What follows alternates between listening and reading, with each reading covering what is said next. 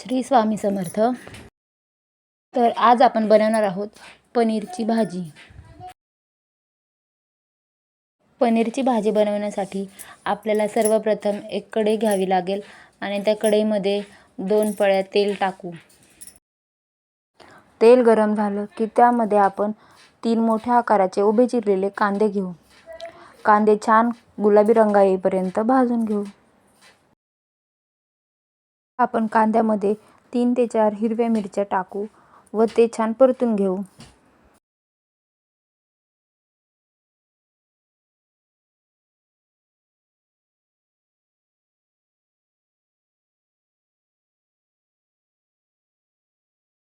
आता आपला कांदा नरम झाला आहे.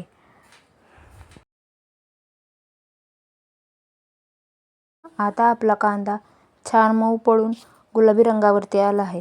तर त्यामध्ये आपण 3 मोठे टोमॅटो उभे चिरून घेऊ आणि ते देखील कांद्यासोबत परतायला टाकू.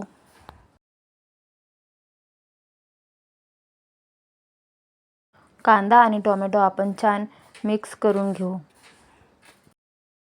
कांदा आणि टोमॅटो छान मिक्स झाला की त्यामध्ये आपण आलं आणि लसणाच्या पाकळ्या टाकून घेऊ.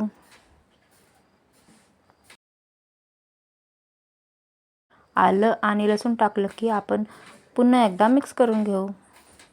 आलं आणि लसूण टाकल्यानंतर आपण त्यामध्ये कोथिंबीर टाकू आणि कोथिंबीर देखील त्यामध्ये परतून घेऊ.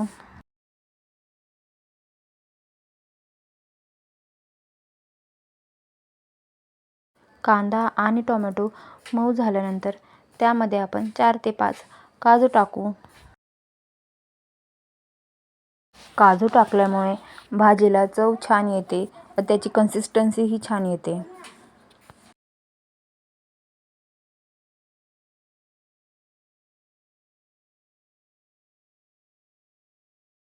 आता आपला कांदा टोमॅटोचा मसाला भाजून तयार झाला आहे. आता आपण मसाला तो काढून घेऊ आणि गॅसवरती दुसरी कढई ठेवू. आता आपण कढईमध्ये तेल टाकू. कढईमध्ये आपण 2 ते 3 पळ्या तेल टाकू व पनीर चिरून घेऊ. तेल गरम झाले की त्यामध्ये आपण चिरलेले पनीरचे तुकडे टाकू व त्यावरतून 1 चमचा मीठ टाकू, जेणेकरून पनीर कढईला चिकटणार नाही व मऊ राहील.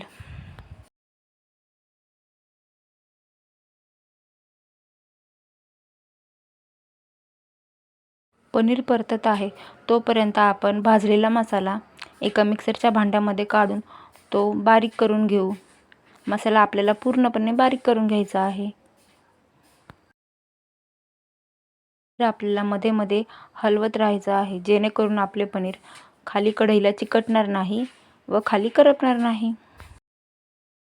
आता हळूहळू पनीर सोनेरी रंगावरती आले आहे. पनीर सोनेरी रंगावरती आले की ते आपण एका भांड्यामध्ये काढून घेऊ.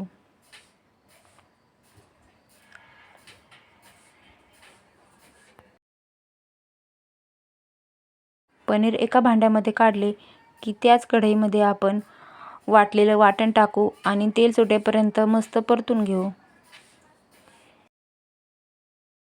वाटलेलं वाटण आता आपण तेल सुटेपर्यंत परतून घेऊ व त्यामध्ये हळद, लाल तिखट, लाल मिरची पावडर, कांदा लसूण मसाला आणि पनीर मसाला टाकून आपण वाटण छान परतून घेऊ.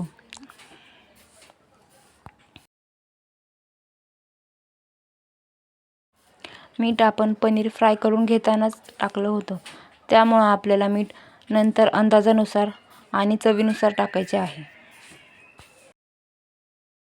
आता आपला मसाला छान परतून झाला आहे. आता त्यामध्ये आपण तळून घेतलेल्या पनीरचे तुकडे टाकू आणि पनीर त्यामध्ये मिक्स करून घेऊ.